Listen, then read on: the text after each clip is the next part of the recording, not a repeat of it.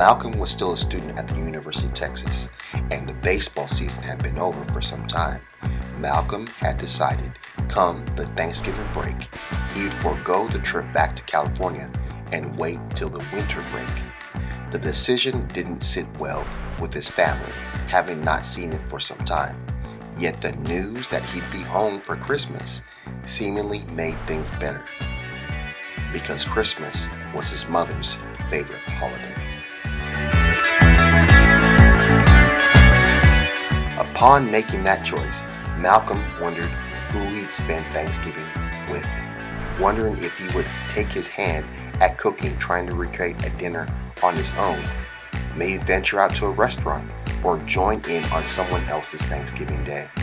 The question loomed large as he realized he might have made a mistake not going home.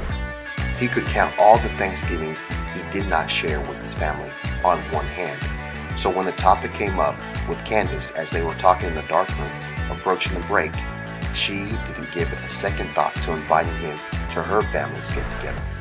Malcolm was gracious in his gratitude for her inviting him and immediately began questioning her on how her family celebrated Thanksgiving Day.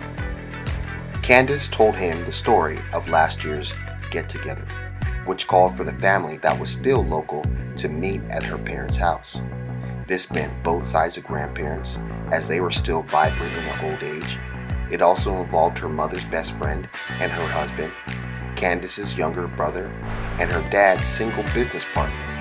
The house will be filled with the same culprits this year, and now the addition of Malcolm. Candace went on to say that the day was a very easygoing day of feasting on delectable food, football, and oddball stories that her dad would tell to get a laugh. At one point, Malcolm had to question what her family would think of him coming to Thanksgiving, feeling that it could be misread by her family members and guests, to which Candace told him, "We'll just have to make sure we don't get caught," she said with a wink and a smack on his backside. Malcolm had a smile, as things with Candace were still a bit unclear to what they meant to each other at that time, yet what was clear, they enjoyed each other's company. So as the two were leaving campus for the break, Malcolm asked if he should be mindful of anything come Thanksgiving Day's dinner, to which Candace only told him to dress nice, but not too nice, and maybe bring a bottle of wine for her mother.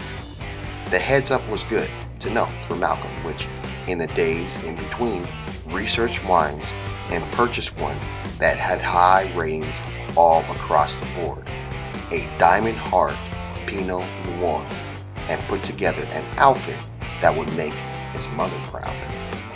Before leaving the house the day of Thanksgiving, Malcolm called his family back in California to wish them a very happy Thanksgiving.